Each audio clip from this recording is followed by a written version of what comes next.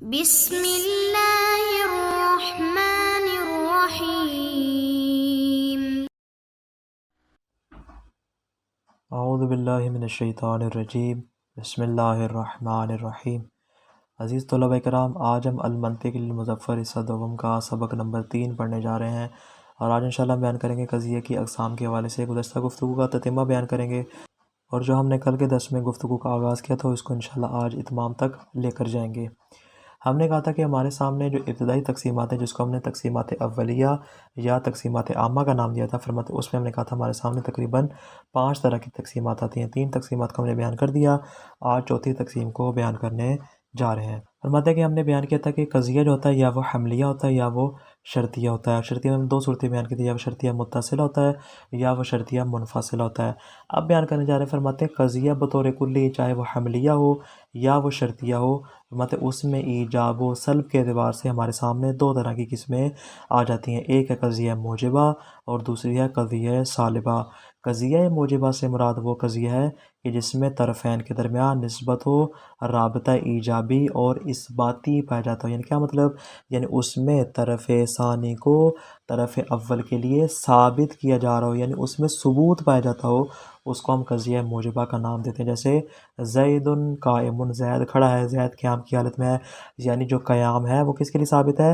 زید کے لیے ثابت ہے، طرف ثانی کو طرف اول کے لیے ثابت کیا جا رہا ہے۔ یہ ہوگی پہلی قسم۔ دوسری قسم ہے قضیہ سالبہ۔ وہ کیا ہوتا ہے؟ اس سے مراد وہ قضیہ ہے کہ جس میں طرفین کے درمیان نسبت سلب ربط اور سلب حمل پائی جاتی ہو۔ یعنی کیا مطلب؟ زید لیسا بے قائم، یعنی زید کے لیے قیام ثابت نہیں ہے، یعنی جو قیام ہے اس کو ہم زید سے کیا کر رہے ہیں؟ سلب کر رہے ہیں۔ طرف ثانی کو طرف اول سے کیا کیا جا رہا ہے؟ سلب کیا جا رہا ہے۔ یہاں تک بات ہوگی مکمل۔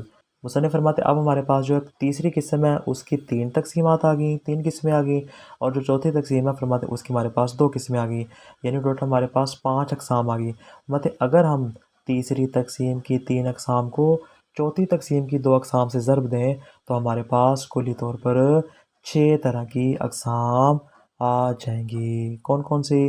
فرماتے ہیں کہ ان میں سے 3 اقسام جو ہوں گی وہ قضیہ موجبہ کی ہوں گی، اور 3 اقسام جو ہے وہ قضیہ سالبہ کی ہوں گی۔ پہلی قسم کون سی ہے؟ فرماتے ہیں پہلی قسم ہے حملیہ موجبہ، جس میں کیا ہوتا ہے کہ ایک چیز کو دوسری چیز کے لیے ثابت کیا جا رہا ہے۔ حقیقت میں جو ہم نے کل کے درس میں تمام اقسام کو بیان کیا تھا، انہی اقسام کا دوبارہ سے اعادہ کر رہے ہیں اور اسی کا خلاصہ بیان کر رہے ہیں۔ جیسے الحدید و معدن، الحدید کے لیے کیا کر رہے ہیں؟ اس کے معدن ہونے کو ثابت کیا جا رہا ہے، یہ قضیہ حملیہ بھی ہے، اور یہاں پہ معدن کا حدید کے لیے ثبوت بھی پایا جاتا ہے، یعنی قضیہ حملیہ، اور اس کے علاوہ یہ قضیہ موجبہ بھی ہوگا۔ دوسری قسم ہے حملیہ سالبہ، یعنی اس میں کیا ہوتا ہے؟ یعنی حمل تو ہوتا ہے لیکن اس حمل کو وہاں پہ سلب کیا جا رہا تھا۔ جیسے ہم کہتے ہیں زید لیس بقائم، یعنی یہاں پہ حمل تو ہے لیکن سلب کو حمل کیا جا رہا ہے، یعنی زید سے قیام کو کیا کیا جا رہا ہے؟ سلب کیا جا رہا ہے، کہ زید حالت قیام میں نہیں ہے۔ تیسری قسم ہے قضیہ شرطیہ متصلہ موجبہ، اور اس کے آگے چوتھی قسم اسی قضیہ شرطیہ متصلہ کی سالبہ والی آ جائے گی۔ فرماتے ہیں موجبہ کی صورت جیسے اتصال اور تعلیق کو ثابت کریں، چونکہ موجبہ ہے لہذا یہاں پہ کیا ہوگا؟ اس کا ثبوت حاصل ہوگا۔ اذا اشرقت الشمس فالنہار موجود، جب سورج طلوع ہوگا تو گویا کہ دن بھی موجود ہوگا، یعنی یہاں پہ تعلیق ہے کہ دن کا موجود ہونا سورج کے طلوع ہونے پر موقوف ہے، لیکن یہاں پہ ثبوت پایا جاتا ہے، سلب نہیں پایا جاتا، لہذا قضیہ شرطیہ متصلہ موجبہ ہوگا۔ اور چوتھی قسم کیا ہے؟ کہ شرطیہ متصلہ سالبہ ہوگا، یعنی وہاں پر جو اتصال اور تعلیق موجود ہوگی اس کو ہم حقیقت میں سلب کر رہے ہوں گے۔ جیسے لیسا اذا کان الانسان نماما کان امیما، ایسا ضروری نہیں کہ جو انسان چغل خور ہو وہ امین بھی ہونا چاہیے۔ فرماتے ہیں کہ اس میں اتصال اور تعلیق کو کیا کر رہے ہیں؟ ہم سلب کر رہے ہیں، یعنی ضروری نہیں ہے کہ جو چغل خور ہوگا وہ ہر حال میں امین ہوگا، بلکہ بڑے بڑے چغل خور جو ہوتے ہیں وہ خیانت کار بھی ہوتے ہیں۔ پانچویں قسم کیا ہے؟ کہ قضیہ شرطیہ منفصلہ ہو لیکن موجبہ ہو، یعنی موجبہ کا مطلب کیا ہے؟ یعنی ہو تو اس میں انفصال اور اناد ہو لیکن اس کو ثابت کیا جا رہا ہو، چونکہ ثبوت ہے موجبہ کی صورت میں۔ فرماتے اس صورت میں ہم اس کو قضیہ شرطیہ منفصلہ موجبہ قرار دیں گے۔ جیسے اللفظ اما ان یکون مفردا او مرکبہ، جو لفظ ہے یا تو مفرد ہوگا یا وہ مرکب ہوگا، ان دونوں ایک جگہ پہ جمع نہیں ہو سکتے۔ مفرد اور مرکب کے درمیان عناد اور انفصال پایا جاتا ہے، اور اس انفصال اور عناد کو ہم اس جملے کے ذریعے بیان کر رہے ہیں۔ اور چھٹی قسم کیا ہے کہ قضیہ شرطیہ منفصلہ ہو لیکن وہ سالبہ ہو، یعنی ہمارے پاس گویا کہ جو 6 اقسام آ گئی، ان میں سے 3 قسمیں جو ہیں وہ موجبہ کی آ گئیں اور 3 قسمیں ہمارے پاس آ گئی سالبہ کی۔ یعنی سالبہ میں کیا ہوگا کہ انفصال اور عناد ہوگا لیکن اس کو سلب کیا جا رہا ہوگا، جیسے لیس الانسان اما ان یکون کاتبا او شاعرا، ایسا ضروری نہیں کہ انسان کاتب ہو یا وہ شاعر ہو، بلکہ وہ کاتب اور شاعر دونوں ایک ہی وقت میں ہو سکتا ہے۔ تو جو 4 مثالیں ہم نے قضیہ شرطیہ میں پیش کی تھی وہ 4 مثالیں بھی یہاں پہ آ گئیں، اور جو 2 مثالیں ہم نے قضیہ حملیہ میں پیش کی تھی وہ بھی آ گئی۔ تو کلی طور پر ہمارے سامنے 6 طرح کی اقسام قضیے کی آ جاتے ہیں۔ اب سوال یہ ہے کہ یہ جو ہمارے پاس 6 اقسام ہیں یہ ساری کی ساری درست ہیں؟ آیا ساری کی ساری ممکن بھی ہیں، یا فقط ہم نے تصوراتی طور پہ ان کو بیان کر دیا ہے؟ مصنف اس کا جواب پیش فرماتے ہیں، کہتے ہیں کہ ان میں سے جو حملیہ موجبہ ہے وہ صحیح ہے۔ یعنی موجبہ کی آپ جتنی اقسام دیکھیں، یعنی ٹوٹل ہمارے پاس 6 اقسام ہیں، 3 موجبہ کی ہیں، 3 سالبہ کی ہیں۔ مصنف فرماتے ہیں جو موجبہ کی تینوں قسمیں ہیں، موجبہ حملیہ، موجبہ شرطیہ متصلہ، موجبہ شرطیہ منفصلہ، یہ تینوں اقسام تو ممکن ہے، لیکن جو سالبہ کی 3 قسمیں ہیں، حملیہ سالبہ، شرطیہ متصلہ سالبہ، شرطیہ منفصلہ سالبہ، مصنف کے نزدیک وہ قابل قبول نہیں، یعنی حقیقی طور پہ ان کو ہم قضیے کے اقسام میں شمار نہیں کر سکتے۔ اسی بات کو مصنف یہاں پہ بیان کر رہے ہیں، فرماتے ہیں کہ جو قضیہ حملیہ ہے جو موجبہ ہوگا، فرماتے ہیں وہ تو صحیح ہے کہ اس میں کیا ہوتا ہے، حمل کا ثبوت پایا جاتا ہے، لیکن جو حملیہ سالبہ ہے، فرماتے ہیں چونکہ اس میں کیا ہوتا ہے، اس میں حمل نہیں ہوتا بلکہ حمل کو سلب کر رہے ہوتے ہیں۔ فرماتے ہیں حمل کو سلب کرنے کا اصل کوئی معنی بنتا نہیں ہے، جو حمل ہوگا یا وہاں پہ موجود ہوگا یا وہاں پہ موجود نہیں ہوگا۔ فرماتے ہیں حملیہ ہوگا تو پھر اس کو حملیہ کہیں گے، اگر حملیہ نہیں ہے تو فرماتے ہیں اس کو حملیہ کے ساتھ سالبہ کہنا درست نہیں ہے۔ لہٰذا فرماتے ہیں کہ اگر ہم اس کے باوجود بھی اس کو حملیہ کہہ رہے ہیں تو کیوں؟ اس لیے کہ ہم اس کو حملیہ موجبہ کے اوپر قیاس کر رہے ہیں، چونکہ اس کے ساتھ ملحق ہے، اس جیسا ہی ہے، لہٰذا فرماتے ہیں اس کے اوپر ہم قیاس کر کے اس کو بیان کر رہے ہیں۔ اسی طرح فرماتے ہیں جو قضیہ شرطیہ متصلہ ہے اس کو قضیہ شرطیہ کہنا درست ہے، کیوں؟ اس لیے کہ اس میں ادوات شرط ہوتے ہیں، لیکن جو قضیہ شرطیہ منفصلہ ہے اس کو شرطیہ کہنا مجازی، کیوں؟ اس لیے کہ اس میں اصلاً ادوات شرط موجود نہیں ہوتے۔ بھائی شرطیہ کا مطلب کیا ہے کہ اس میں شرط پائی جاتی ہے، جہاں پہ شرط موجود نہ ہو فرماتے ہیں اس کو پھر شرطیہ کہنا درست نہیں ہے، لیکن اس کو ہم شرطیہ کیوں کہہ رہے ہیں؟ اس بنا پر فرماتے ہیں کہ ہم اس کو متصلہ کے ساتھ ملحق کرتے ہیں اور اس کے اوپر اس کو قیاس کرتے ہیں۔ آگے بڑھتے ہیں، فرماتے ہیں جو قضیہ شرطیہ متصلہ ہے اس کو موجبہ کہنا تو صحیح ہے، لیکن فرماتے ہیں اس کو سالبہ کہنا جو ہے وہ اسباب مجاز اور مسامحہ وجہ، فرماتے ہیں اس لیے کہ جو موجبہ ہوتا ہے اس میں اتصال و تعلیق کو ثابت کیا جاتا ہے، لیکن فرماتے ہیں کہ جو دوسرا والا ہوتا ہے کہ جس میں سلب کیا جاتا ہے، فرماتے ہیں یا اس کو ہم متصلہ نہ کہیں، یا اگر اس میں اتصال و تعلیق کو سلب کیا جا رہا ہے تو پھر اس کو سالبہ کہا جائے گا۔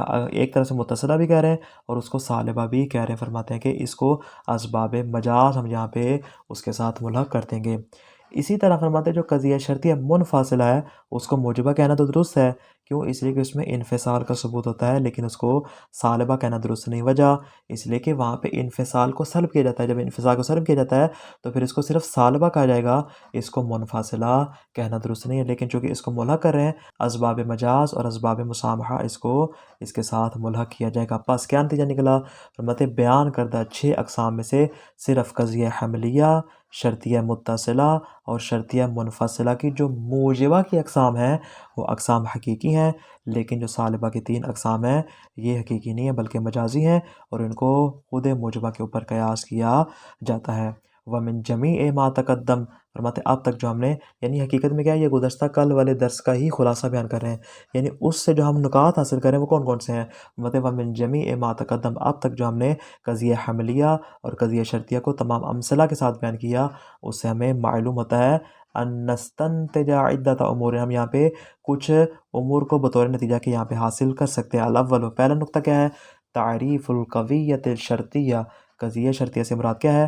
بأنہا ما حکم فیہا بوجود نسبت بین قویۃ و اخری او لا وجودہا، مطلب ہے کہ جس میں یا تو ایک قضیے اور دوسرے قضیے کے درمیان نسبت کے وجود کا حکم لگایا جائے، یا اس کے لا وجود یعنی اس کے عدم وجود کا حکم لگایا جائے۔ یعنی کیا مطلب؟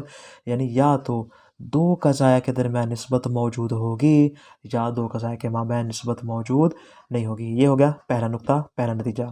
دوسرا نتیجہ کیا ہے؟ الشرطیۃ متصلہ و منفصلہ۔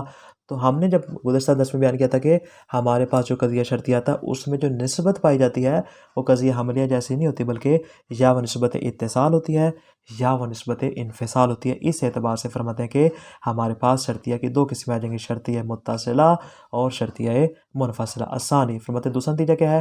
ان الشرطیۃ تنقسم الی متصلۃ و منفصلہ۔ جو قضیہ شرطیہ ہے یا وہ متصلہ ہوتا ہے یا وہ منفصلہ ہوتا ہے۔ کیوں؟ لأن النسبۃ الاول، کیونکہ نسبت جو ہے اس میں دو صورتیں ہیں، ان کانت ہی الاتصال بین القضیتین، اگر تو یہ دونوں قضیہ کے درمیان نسبت اتصال کی ہے، و تعلیق احداہما علی الاخری، یا ایک کو دوسرے پر معلق کرنے کی ہے، او نفی ذالک، یا ایک ہی دوسرے سے نفی کرنے کی ہے، کل مثال اولین، جیسا کہ ہم نے جو چار مثالیں گزشتہ درس میں بیان کی تھی ان میں سے جو پہلی دو مثالیں ہیں مطلب دونوں مثالیں قضیہ شرطیہ متصلہ کی ہے، فہی المسمات بالمتصلہ، اس طرح کے قضیہ کو قضیہ متصلہ کا نام دیا جائے گا۔ الثانی، دوسری صورت کیا ہے؟ وَإِنْ كَانَتْ هِيَ الْإِنْفِصَالُ وَالْعِنَادُ بَيْنَهُمَا، اگر تو فرماتے ہیں کہ ان قضایا کے درمیان نسبت انفصال اور نسبت عناد پائی جاتی ہو، یا تو نسبت انفصال اور عناد کا ثبوت ہو، اور نفی ذالکا، یا اس انفصال اور اس عناد کی نفی کی جا رہی ہو، کل مثالین الاخیرین، جیسے کہ گزشتہ بیان کردہ چار مثالوں میں سے جو آخری دو مثالیں تھے فرماتے ہیں وہ قضیہ منفصلہ کی ہیں، فہی المسمات بالمنفصلہ، اس طرح کی قضیہ کو قضیہ منفصلہ کا نام دیا جاتا ہے، جس میں ہم نے کہا تھا العدد اما زوج او فرد، عدد یا وہ زوج ہوگا یا وہ فرد ہوگا، فرماتے قضیہ منفصلہ ہے۔ اسی طرح ہم نے کہا تھا لیسا اذا کان الانسان کاتبا او شاعرا، کہ ایسا ضروری نہیں کہ ہر حال میں انسان یا کاتب ہو یا شاعر، بلکہ دونوں بھی ہو سکتا ہے۔ فرماتے یہ جو ہم نے دو مثالیں پیش کی تھیں یہ دونوں کے دونوں مثالیں قضیہ منفصلہ کی ہیں، یہاں تک بات ہوگی مکمل۔ آگے مصنف فرماتے ہیں الموجبات والسالبہ، تیسرا نتیجہ جو ہم یہاں سے لے گئے کون سا والا ہے؟ فرماتے ہیں تیسرا نتیجہ یہ ہے کہ قضیہ یا موجبہ ہوتا ہے یا پھر سالبہ ہوتا ہے۔ آپ نے غور کیا ہوگا کہ ہم نے قضیہ حملیہ کی جتنی مثالیں پیش کی، ہم نے قضیہ شرطیہ متصلہ کی جو مثالیں دیں، اسی طرح جو قضیہ شرطیہ منفصلہ کی مثالیں دیں، فرماتے ہر مثالوں کے ہم نے کچھ ایسی مثال تھی کہ جس میں ثبوت کی مثالیں تھیں، کچھ ایسی مثالیں تھیں جس میں سلب کی مثالیں تھیں۔ فرماتے وجوب اور سلب کے اعتبار سے بھی یہاں پہ قضیہ کی دو قسمیں آ جائیں گی، ایک کو نام دیں گے قضیہ موجبہ جہاں پہ ایجاب ہوگا، اور ایک ہوگا قضیہ سالبہ جس میں سلب ہوگا۔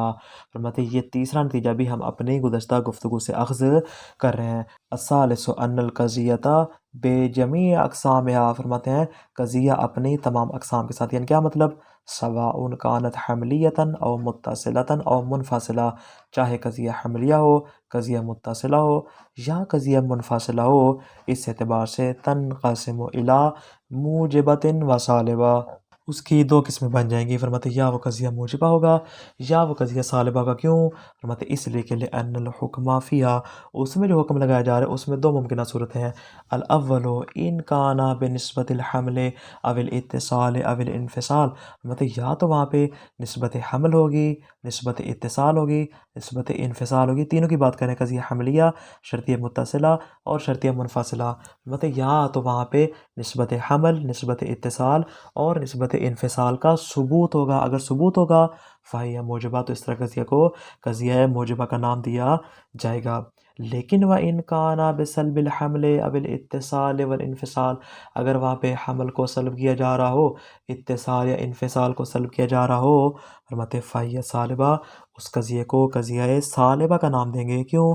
اس لیے کہ وہاں پہ حمل اور اتصال اور انفصال کو سلب کیا جا رہا ہے۔ تو بس اس بنا پر فرماتے اب ہم نے تین طرح کے نتیجے حاصل کیے، اس میں جو تیسرا ہم نے قضیہ کو موجبہ اور قضیہ کو سالبہ قرار دیا، فرماتے اس اعتبار سے اب یہ ساری کی ساری باتیں یہاں پہ خود فرض کرنی ہے جو میں نے مقدمہ کے طور پہ بیان کی، کہ یہ جو ہمارے پاس تیسری تقسیم ہے اور چوتھی تقسیم، تیسری تقسیم کی تین قسمیں، چوتھی تقسیم کی دو قسمیں، دونوں کو ایک دوسرے کے ساتھ ضرب دیں گے تو ہمارے پاس 6 قسمیں آ جائیں گی، 3 قسمیں قضیہ موجبہ کی آ جائیں گی، 3 قسمیں قضیہ سالبہ کی آ جائیں گی۔